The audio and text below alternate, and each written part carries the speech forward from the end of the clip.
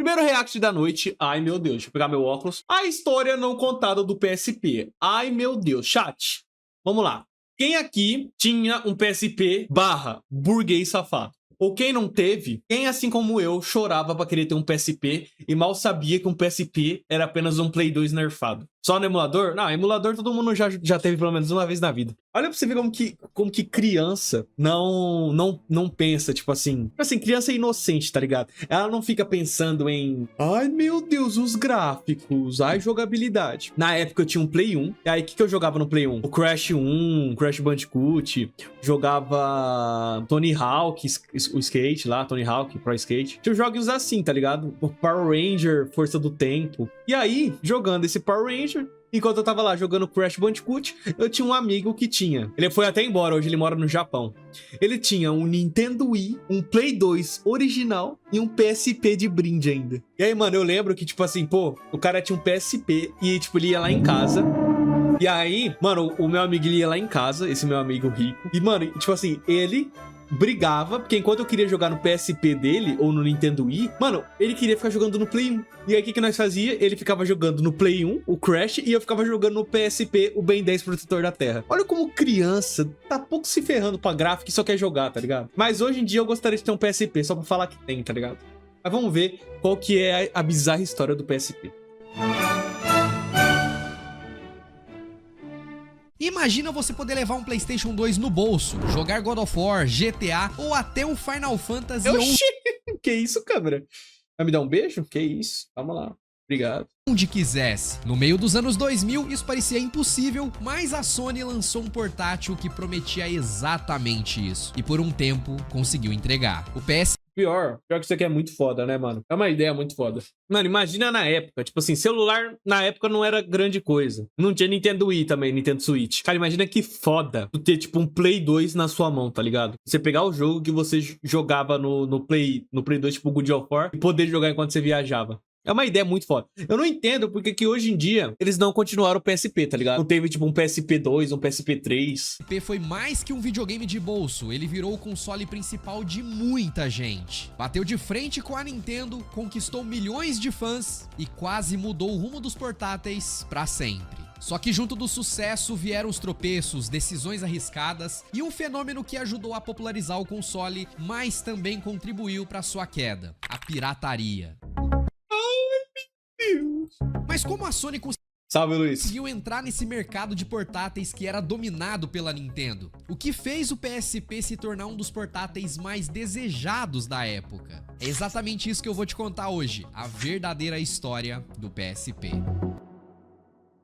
Antes do PSP, portáteis eram sinônimos da Nintendo. Game Boy, Game Boy Advance, praticamente toda criança. Outro que eu queria ter muito, cara, Game Boy Advance. Outro jogo que eu também passei muito tempo da minha vida jogando. Pokémon Fire Red. Pô, que jogaço. Que jogaço. Pelo menos eu jogo ele uma vez por ano. É canônico. É igual Minecraft. Pelo menos uma vez no ano você vai jogar Pokémon Fire Red. Pequena e com jogos mais simples. Concorrentes até surgiram, como Game Gear. Eu lembro que teve uma época até que eu e meus amigos a gente fazia campeonato de quem zerava o Pokémon Fire Red primeiro, quem pegava lendário primeiro, era muito foda. Da Sega nos anos 90, o Atari com o Atari Lynx, a própria SNK conhecida por fazer muitos jogos. Caralho, teve bastante até, eu achei que nem existia tanto bagulho mobile. Mobile não, essa porra aí. Os de luta, entrou nessa brincadeira com o Neo Geo Pocket e várias outras empresas também. Mas nenhum conseguiu tirar a coroa da Nintendo. No início dos anos 2000, o Game Boy Advance reinava sozinho. A Nintendo detinha 90% do mercado global de portáteis. Aí toma. Muita gente até achava que Nossa, outro jogo. Cara, eu queria comprar o Nintendo Switch 2 só pra isso, cara. Comprar o Donkey Kong, cara. Eu sou fanático na franquia Donkey Kong do macaquinho. Pô, muito foda, mano. Muito foda.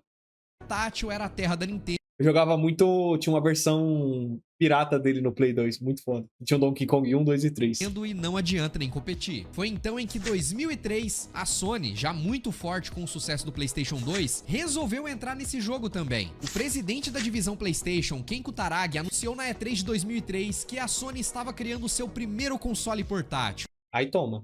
O Play. Mas eu acho muito bonito, cara. Eu acho muito bonito. Eu teria um, cara, se não fosse tão caro. PlayStation Portable. E com muita confiança, Kutaragi até disse pra quem quisesse ouvir que o PSP seria o Walkman do século 21. E o Walkman também era uma criação da Sony, né? Ai, toma. Enfatizando que não seria só um videogame de bolso, mas um aparelho de entretenimento completo. Essa declaração não demorou muito pra ecoar por todo o mercado, porque a Sony tava mirando em uma única empresa, no trono da Nintendo. A Big N, por sua vez, reagiu com ceticismo, e talvez só com um pouquinho de preocupação. O Satoru Iwata, que era presidente da Nintendo na época, lembrava que a empresa já tinha 27 milhões de Game Boy Advance vendidos e um catálogo de 1000 jogos lançados. Ele chegou até a alfinetar a PlayStation perguntando que jogos a Sony vai ter e o preço, insinuando que incluir tanto... Aí toma, ó, só com finetada. Aí, ó, aí toma, ó, Áurea mais ego dos engravatados. Tantas funções assim high-tech faria o PSP ser caro, e ele tava certo. De fato, o Game Boy Advance SP custava só $99, enquanto o PSP certamente seria... E o Nintendo DS também estava a caminho, que era um portátil Esse Nintendo DS aí, mano, grande bosta. com 2 telas, bem inusitado, que seria lançado no final de 2004. Ou seja, a briga já estava armada. De um lado, a tradição da Nintendo, do outro, a ousadia e tecnologia da Sony. Ai, que medo. E falando em inovação e tecnologia, uma marca que também entende perfeitamente sobre esse equilíbrio entre design e estilo é a Insider, meus amigos, que tá... E Insider, patrocina nós. Em poucas horas, as lojas japonesas esgotaram as 200 Ai, toma. Sony aí, ó, sempre farpando. 200.000 unidades disponibilizadas no primeiro dia. Aquela cena de filas e PSP sumindo das prateleiras mostrava que havia sim um enorme apetite pelo portátil da Sony. Afinal, era uma novidade irresistível, porque era um console de bolso com gráficos em 3D, comparáveis até ao PlayStation 2. Com tela widescreen de 4,3 polegadas, Wi-Fi embutido e um novo formato de mídia, os mini discos UMD. Era literalmente um PlayStation de bolso. Cara, isso aqui, mano, isso aqui deve ser muito bizarro, velho. Tipo assim, galera, vamos parar pra pensar o quanto de pessoas passaram fome até eles conseguirem terminar esse PSP aqui. O tanto de cara que teve os neurônios queimados pra tentar reduzir um PlayStation 2 pra virar um PlayStation portátil. E hoje em dia, qualquer celular meia boca roda um emulador. É muito pica nós pensar nisso, né, mano? E, tipo assim, o que há 10 anos atrás era quase impossível, hoje em dia qualquer pessoa tem, tá ligado? Qualquer pessoa faz. Nos Estados Unidos, o PSP chegava no dia 24 de março. Igual pensa assim, porra, aqui os caras estavam com dificuldade pra rodar um Ben 10 protetor da Terra. Hoje tem gente que tá rodando Resident Evil 4 Remake no celular. E não é nem emulador, tem iPhone lá, não sei o que bosta que é aquilo. De 2005, num pacote especial chamado de Value Pack, custando a bagatela de $249. Eu não recebo isso daqui de... O YouTube nem me paga essa quantia. Bem mais Nintendo DS, e chegava nas prateleiras por R$149 na época. Só que a Sony até tentou justificar o preço recheando o kit, colocando ali um cartão de memória, fones de ouvido. Argumentos. Por que meu videogame é caro? Tem fone. Você vai ver, o fone é R$5. Capinha, demo disc, e pros primeiros 1 milhão de compradores. Tá bom. Hoje os caras tá vendendo o PS5 por 6 mil. Não dá nem um videogame inteiro. Você tem que comprar o leitor de disco separado. Um MD do filme do Spider-Man 2 grátis. Pelo menos. Ai, toma. O filme era bom, né? Mas a estratégia era clara. Vender o PSP não apenas como videogame, mas como dispositivo multimídia. Hoje em dia os caras vendem o PS5 por R$10 mil e ainda pergunta assim: ah, se você quiser controle tem que ser separado. É mais 300. De luxo. Já em setembro de 2005, o PSP saía na Europa, um pouquinho atrasado, mas rolou tudo certo e quebrou recordes no Reino Unido, com 185.000 unidades vendidas no primeiro final de semana. E no seu primeiro É mais fácil ter um carro zero do que um Play 5 completão. Pior, cara. No ano de vida, as vendas do PSP e do rival DS chegaram a ficar lado a lado, cerca de 13 milhões de unidades para cada console. Isso mostra o quão forte o PSP entrou no mercado. Mesmo custando mais e sendo uma novidade, bateu de frente com o Nintendo DS em 2005. Nos Estados Unidos, alguns analistas chegaram a prever que o PSP continuaria liderando sobre o DS nos anos seguintes. Mas a gente sabe que no papo que, mano, o bagulho foi tão grande assim que tem até famoso que tinha PSP. final da história, quem venceu. Eu acho que é a coisa que tem um PSP, mano. Aquela véia lá da Globo, que tem um passarinho, que tem um canal de culinária, ela tem um PSP, ela é gamer, chat, ela é gamer. Seu mesmo essa batalha aqui de vendas foi o Nintendo DS se tornando o portátil mais vendido de todos os tempos. Perdendo o trono só agora pro Nintendo Switch, né? Mais de 150 milhões de unidades vendidas. Mas de fato o PSP... Aí, ó, esse joguinho aqui é brabo. Joguinho brabo. Eu zerei ele no PSP, mano. E aí eu soube que ele no PSP é nerfado. Os caras cortam um monte de coisa da história. Aí eu falei, puta, mano, joguei a versão incompleta ainda. Um dia eu quero jogar no emulador de Play 2, cara, em live. Agradava muito ao público adolescente e adulto, oferecendo jogos com gráficos mais avançados. Esse aí eu não conheço, não. E realistas, com aquela ideia de jogos pra gente grande, entre mil aspas, né? Enquanto o DS, no início, tinha uma proposta mais diferentona, 2 telas e jogos bem voltados pro público mais casual. Só que jogos marcantes já começaram a aparecer nos primeiros anos, tá? Em 2005, a Rockstar lançava simplesmente Aí toma. GTA Liberty City Stories, que era exclusivo pro PSP até então. Falando aqui hoje é super comum você pensar em normal, mas naquela época era um GTA 3D em um console portátil. Rockstar fazendo cinema como sempre, né? Foi um sucesso estrondoso, vendendo 8 milhões de cópias. Mas resumindo, se a Rockstar quiser lançar amanhã um GTA de celular, ela vai botar muito jogo de PC pra mamar ainda. E se tornando Ela consegue fazer o Mi Sight rodar bem no celular. o jogo mais vendido da história do portátil. Dito isso, nunca zerei esse daqui. Acho que o único que eu joguei foi aquele que começa... É um cara do exército, alguma coisa assim. Da Sony. Em 2006... Esse aí, ó. Esse é bom. Chegava então o GTA Vice City Stories, batendo 5 milhões de cópias vendidas também. E conquistando uma legião de fãs. Muitas pessoas acabam jogando só os jogos de PlayStation 2, Xbox 360, como GTA 4 e GTA 5, mas deixam de lado esses dois games que começou lá no portátil da Sony. E vale muito a pena você experimentar também.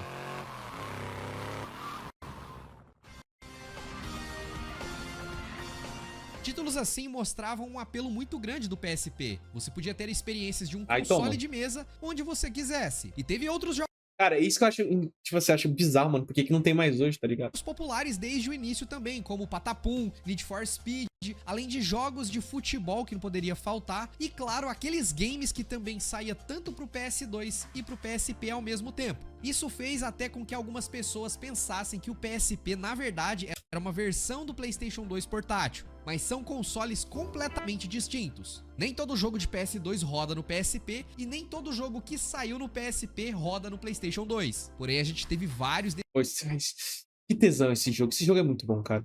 O único pecado dele é não ter o diamante. Esses games que chegaram pra ambos os consoles, como o clássico Ben 10 Pô, cansei de zerar esse jogo no PSP também, mano. Protetor da Terra. O ruim aqui é que na versão de PSP não dava pra você jogar de 2. Teve também a Liga da Justiça Ô, louco, não dá. e vários outros. Pra complementar, o PSP rodava também, Achei que dava. como eu já falei pra vocês, filmes em UMD, que naquela época muitas pessoas curtiram essa ideia de você assistir o filme na telinha durante uma viagem ou no intervalo de uma aula. Mas na prática eu conheço poucas pessoas que usavam isso aqui, principalmente no Brasil, porque né, os filmes não tinha como ter dublado, era basicamente... nem legendas em português tinha, era tudo em inglês, né? Então ficava melhor mesmo botar os filmes pra assistir na TV colocando no Play 2. Mas claro que nem tudo eram flores. Logo que a empolgação inicial passou, começaram as reclamações e desafios. Ai, meu Deus. A bateria do PSP, por exemplo, durava bem menos do que a do Nintendo DS. Jogar um título... Pior que tem uma história engraçada. Eu tenho um amigo e ele tinha um PSP. Só que, mano, o PSP dele era muito podre. O PSP dele era muito podre. Ele mesmo falava que ele não jogava porque a bateria não durava 1 hora. Aí, mano, eu lembro que uma vez nós ficou, tipo assim, muito implorando pra ele. Pô, mano, leva o seu PSP pra escola, pra nós ver o God of War, tal. Aí ele levou. Cara, ele deixou o bagulho carregando a noite inteira. Ele chegou na escola, chegou na hora do recreio. Mano, eu juro pra vocês, o intervalo era 20 minutos. Foi o tempo pro PSP descarregar. Aí eu olhei pra ele e falei assim, pode jogar fora. Tá estragado, pode jogar fora. Isso daí é o tempo de entrar no jogo. Mano, bizarro, cara. pesado em Eu nem sei se ele tem mais isso aí. 3D consumia a bateria em 3 ou Jogaço também, isso daí eu joguei no Play 2. 4 horas. o que frustrava quem queria maratonar jogos fora de casa. Havia também o tempo de loading, porque o UMD era um mini disc e jogos como GTA vinham com telas de carregamentos demoradas pra caramba, coisa que no concorrente com cartuchos não acontecia. Alguns jogadores também reclamavam do único analógico do PSP, que parecia mais, na verdade, uma berruguinha, né, do que um analógico. Nossa, isso aí era ruim, isso daí eu lembro que era ruim.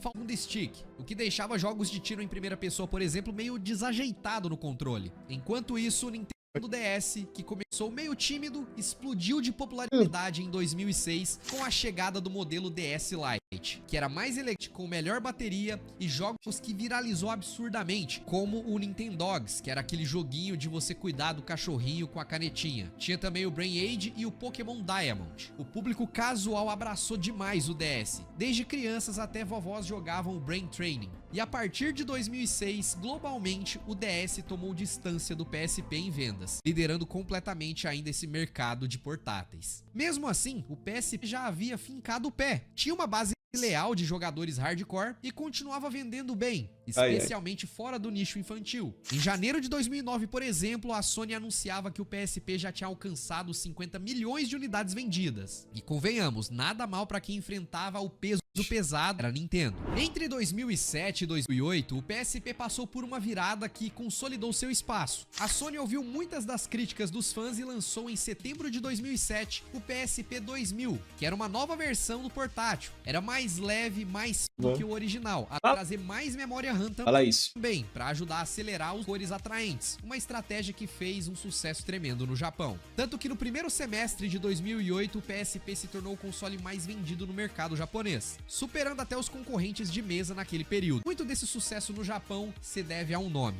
Monster Hunter. Se no ocidente o GTA era o jogo mais vendido do PSP, no Japão quem reinava foi o Monster Hunter Portable. Em 2008, a Capcom lançava Monster Hunter Portable segunda geração, que no ocidente ficou conhecido como Freedom Unite. E jogar cooperativo local com os amigos virou uma mania nacional. Adolescentes japoneses se reuniam nos Adolescente. O cara com 40 anos nas costas. Parques e praças com seus PSPs pra caçar monstrinhos juntos. Esse jogo sozinho vendeu quase 4 milhões de cópias no PSP. E logo depois veio o Monster Hunter Portable terceiro em 2010, que vendeu 4,9 milhões de unidades. E estabeleceu de vez o PSP como fenômeno na Terra do Sol Nascente. Era algo inédito ver um console não Nintendo dominando o mercado portátil japonês dessa forma. A Nintendo olhando. Nesse momento, a Nintendo sentiu o verdadeiro terror. Aí nunca mais depois também. No mundo todo, 2008 marcava o auge do PSP em termos de atenção midiática e catálogo de jogos. Naquele ano, por exemplo, tivemos God of War Chains of Olympus, que Jogaço. provou que o PSP podia entregar experiência cinematográfica e gráficos absurdos para um portátil. Não é à toa que vendeu mais de 3 milhões de cópias e ganhou o prêmio de melhor jogo de portátil daquele ano. Sem contar que foi uma aposta maluca, né, lançar um jogo de God of War exclusivo pro console, fazendo todo fã de PlayStation 2 ficar chupando o dedo. Não só ele, como também o God of War Ghost of Sparta, que na minha opinião tem um dos gráficos mais bonitos do console e me lembra até um pouco a direção de arte que eles fizeram com God of War 3, que chegou no PlayStation 3. E não eram jogos pra encher linguiça e aproveitar do nome gigantesco que era o Kratos. São jogos com... E eu achava no começo que era, mas é jogo que tem modo história, tudo bonitinho. Realmente continua a história. Competentes e que completam e muito pra história de toda a franquia. Se você nunca jogou, para o que você tá fazendo aí e baixa, que tem uma versão pra PlayStation 3 em HD que vale muito a pena ser jogado. Teve também o Crisis Core Final Fantasy VII, que chegava em 2007 no Japão e 2008 no Ocidente, que deixou os fãs de Final Fantasy em êxtase com a história de Zack, sem falar nos títulos que eram mais simples, mas todo mundo adorava, como Patapum e Locoroco. Nunca ouvi falar. E mesmo que esses games aqui eles não liderassem em vendas, marcaram a identidade do console. O PSP já contava com mais de 580 jogos no catálogo japonês. 580 jogos. E se eu vi 10 jogos no PS5 foi muito original. Em 2008, e milhares mundialmente. E de todos os gêneros. Aí toma, gostosa. Jogos de luta, a RPGs táticos e até jogos musicais. Eu lembrei aqui até do Soul Calibur, que a versão de PSP você poderia jogar com Kratos, que era um personagem exclusivo do console. Mas assim, não foram só franquias gigantescas e jogos de consoles de mesa que fizeram o PSP especial, tá? Obviamente Obviamente eu não vou conseguir aqui falar todos os jogos que merecem aquele destaque no PSP, mas fica ainda algumas menções honrosas, como o Project Diva da Hatsune Miku, franquia de jogos de ritmo que foi uma Nossa, eu ia falar essa vagabunda, que isso?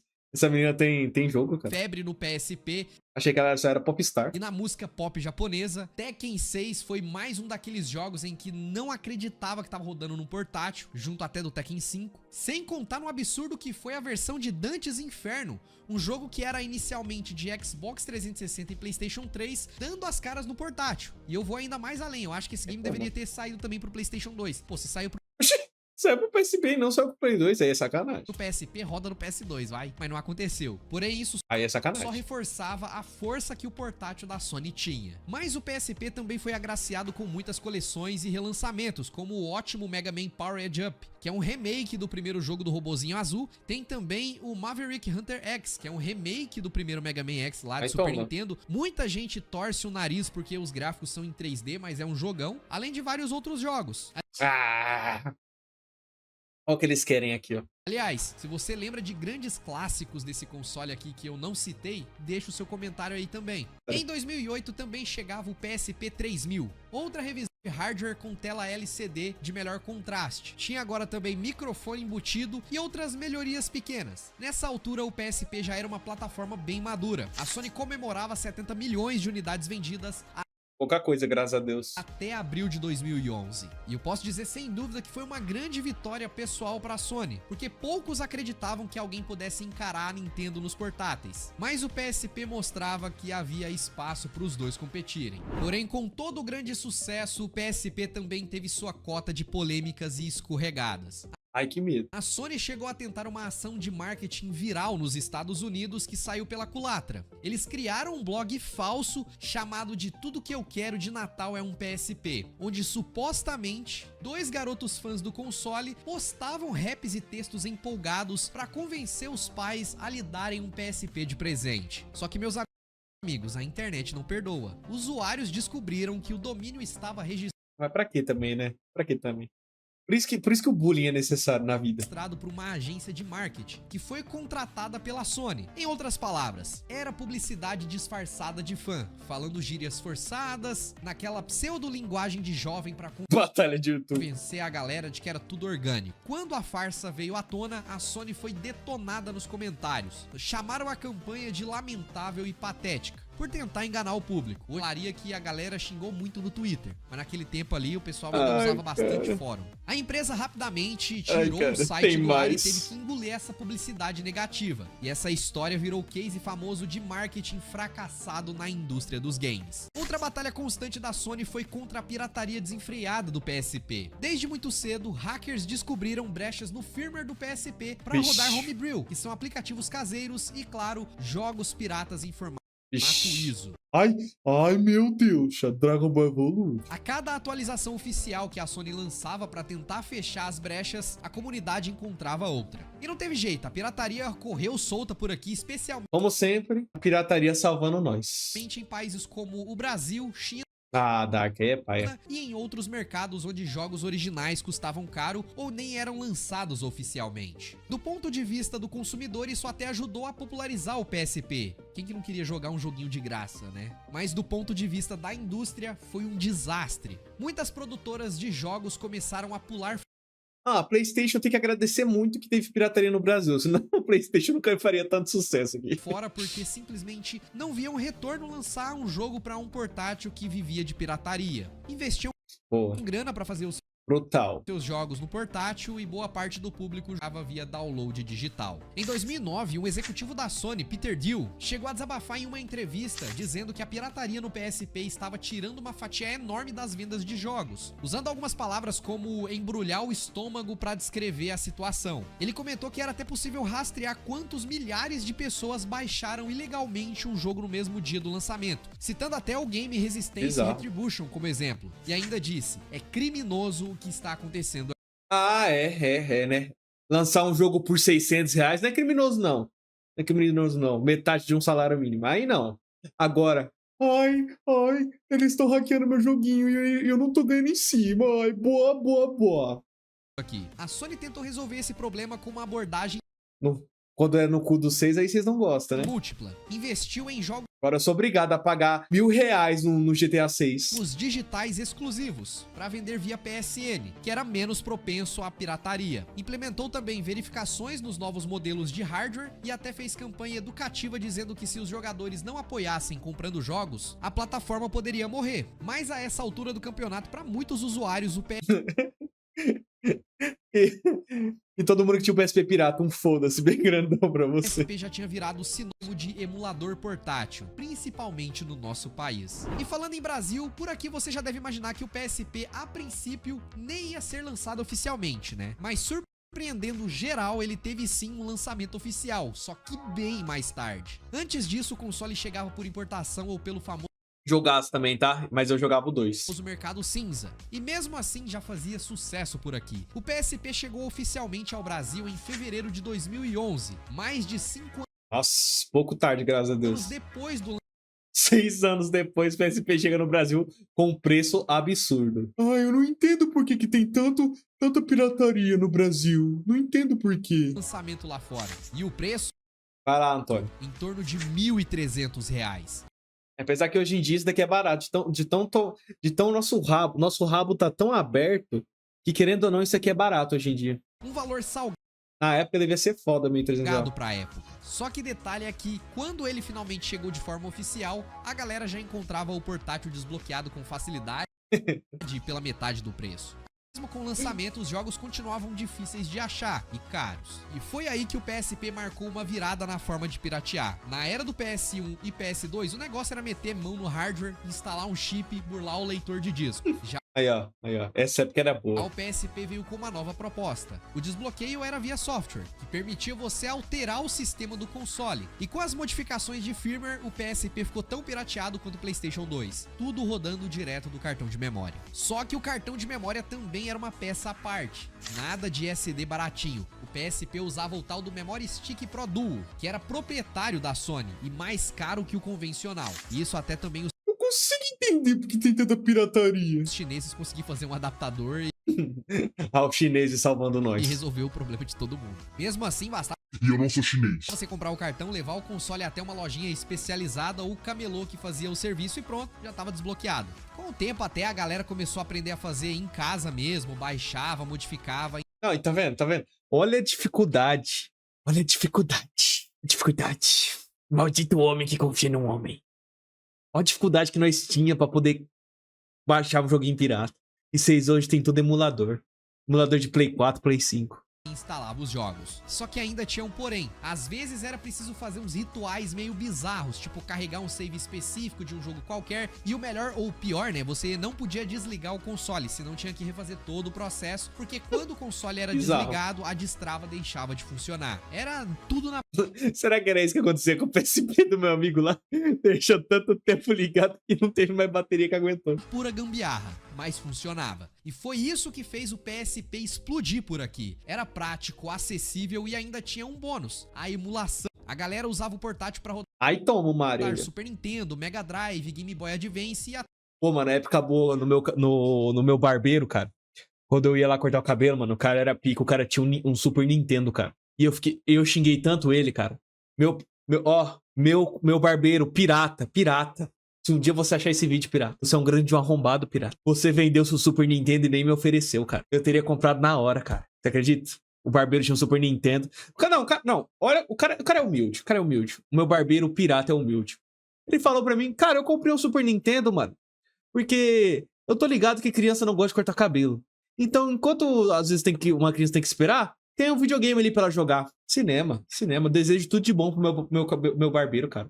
O cara é uma lenda. PlayStation 1. Pô, eu lembro claramente o dia que um amigo de escola levou o PSP dele pra sala de aula jogando o lendário Yu-Gi-Oh! Forbidden Memories. Foi a primeira vez que eu vi alguém jogando PS1 de forma portátil. Eu fiquei maluco. E isso ali naquela época de 2005 a 2012, em que os portáteis retrô ainda não tinham virado febre. E nem tinha potência Ô, jogaço também, tá, cara? Eu joguei esse joguinho aqui, do Jack Chan no Play 1. pra poder rodar esses consoles. Era o PSP que fazia esse melhor trabalho. Portátil chinês então? Vixe, Ai, meu nem Deus. pensar. Máximo a gente tinha o Nossa, que coisa mais feia. Polystation. E nesse contexto brasileiro, tudo fazia mais sentido, né? Porque enquanto o PlayStation 3 era um sonho distante, o PSP entregava uma biblioteca próxima do PlayStation 2, com a vantagem de rodar clássicos retrô direto do bolso. A partir de 2009, dá pra dizer que começou a queda do PSP. Começou a lacração. Não uma queda abrupta. Afinal, o PSP ainda vendeu bastante até 2011, mas os sinais de desgaste ficaram claros. Um dos movimentos da Sony acabou se revelando um tiro no pé: o lançamento do PSP Go em outubro de Então eles lançaram o PSP 2. 2009. O PSP Go era uma versão redesenhada, menor e deslizante do PSP, que eu acho Aí toma. bonito pra caramba, inclusive. Só que ele não possuía Melhor. um leitor Melhor que aqueles botões. de UMD. Todos os jogos Começou a lacração aí, ó. nele tinham que ser comprados digitalmente via download. Começou a lacração. Em Se o cara mora no Chique Bahia, no sítio, ele que se lasque. Se não tem internet, se não tem nem torre. teoria até parecia alinhados com a tendência, né, de tudo ser digital, mas o mercado não reagiu bem. O PSP Go era caríssimo e alienou quem já tinha uma coleção de jogos em UMD. A Sony até cogitou um programa de troca de UMD por digitais, mas nunca se concretizou. Resultado, o PSP Go encalhou nas prateleiras e foi descontinuado em pouco tempo. Ele acabou simbolizando os erros da Sony: preço alto demais, falta de consideração com o consumidor e a tentativa de combater a pirataria sacrificando a conveniência. Ironicamente, Nunca sobra nada pro beta. mesmo que o console fosse todo digital, pensado para você gastar o seu dinheiro na PSN e evitar que as pessoas baixassem jogos piratas, não funcionou muito porque também foi desbloqueado. Enquanto Bizarro. Nunca sobra nada pro beta. isso, a concorrência só crescia. O Nintendo DS já estava rumo aos 150 milhões de unidades vendidas, impulsionada por jogos fenômenos e pelo momento favorável. E não só a Nintendo era a ameaça. Em 2007 surgiu o primeiro iPhone, e a partir de 2009 a 2010, os jogos de celular em smartphone começou a virar moda. Jogos simples e Jogaço. baratinhos ou até Nossa, esse aí é mesmo jogaço. gratuitos para iPhone e Android passaram a disputar o tempo das pessoas.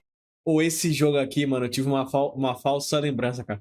Na minha lembrança, o bichinho era todo bonitão, pá, mano. Depois eu fui ver, o cara é mais feio que um boneco do Play 1, cara. Principalmente em mercados ocidentais. De certo modo, o PSP e o DS foram os últimos portáteis tradicionais antes do avalanche de jogos de celular que viria na década de 2010. Isso também contribuiu Ai, toma, esse daí é um jogaço também. para diminuir o ritmo de vendas de consoles Nossa, muito jogaço. Esse jogo aí eu nunca zerei, mano. Tinha que zerar um dia esse jogo aí. portáteis dedicados. Mas em 2011, a Sony anunciou o sucessor do PSP, o PlayStation Vita.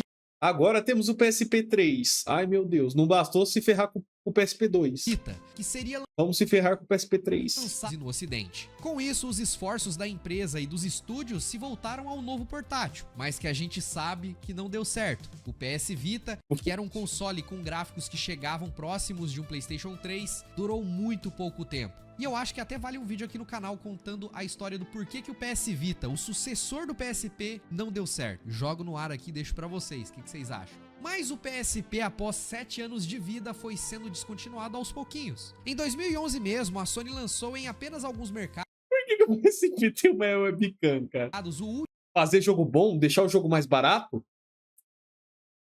é uma webcam que ele precisa. último modelo econômico, que foi o PSP E1000, conhecido também como PSP Street, sem Wi-Fi e bem básico, voltado a quem quisesse só um PSP baratinho. Eu acho até que eles tinham muita peça de PSP em estoque nas fábricas e pensou, mano, vamos reaproveitar isso aqui e desovar logo, sabe? A loja online do PSP, que era a PlayStation Store acessível diretamente do console, foi desligada em 31 de março de 2016. A partir dessa data, você não podia mais comprar jogos diretamente do PSP, embora há alguns anos ainda fosse possível adquirir conteúdo de PSP via loja do PlayStation 3 ou do PC e só transferir pro PSP, era tranquilo. Mas em julho de 2021, a Sony encerrava de vez essa funcionalidade de comércio do PSP, ou seja, oficialmente deixou de vender títulos do Nunca console, sobra nada. a não ser que você já tinha comprado anteriormente, aí você conseguia baixar sem problema. Agora em 2014, a produção do PSP se encerrava globalmente, totalizando cerca de 80 milhões de unidades produzidas e vendidas. É um número impressionante. Aí, ó.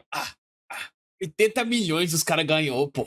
Os caras ganham mais de 80 milhões e ainda tá reclamando porque eu piraterei o joguinho. Pra vocês terem uma noção, é mais ou menos o mesmo número de vendas do Game Boy Advance, e bem acima de outros Chat, se você botar 10 reais, ainda assim os caras ganharam 800 milhões de reais. concorrentes fracassados que tentaram entrar nesse mercado. É até maior do que o número de vendas de alguns consoles de mesa, como por exemplo o Xbox One, que chegou a vender um pouco mais de 50 milhões de cópias pelo mundo todo. No fim das contas, por que o PSP deu tão certo? E a resposta está na combinação única que ele ofereceu para a época. Ele era poderoso o suficiente para entregar experiências próximas de um console de mesa, mas cabia no bolso. Deixa nós. Tinha o apelo da marca PlayStation, que já vinha de uma década de sucesso. Pelo menos pirateando o jogo fica mais famoso. Bom argumento. Trouxe jogos únicos também pro console, né? Ela mesmo se desempenhou a trazer franquias famosas de forma exclusiva pro portátil. Apostou também em multimídia, quando isso ainda era novidade. Lembrando que em 2005 o celular mal tocava MP3, tá? Enquanto o PSP já podia assistir filmes inteiros na palma da sua mão. E mesmo seus pontos negativos acabaram paradoxalmente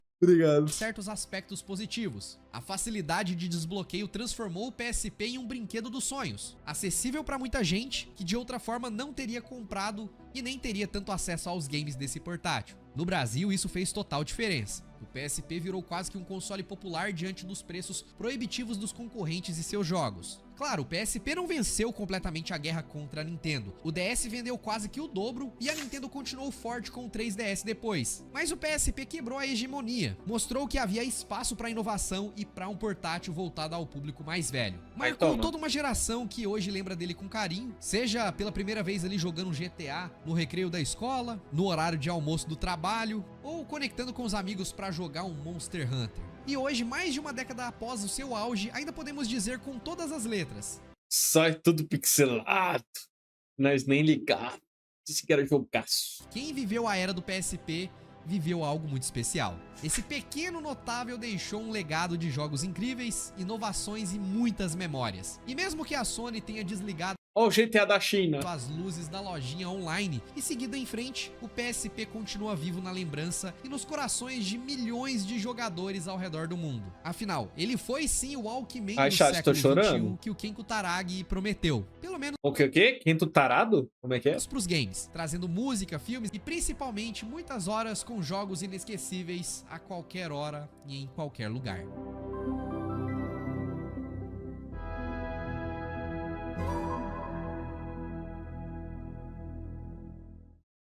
Brabo.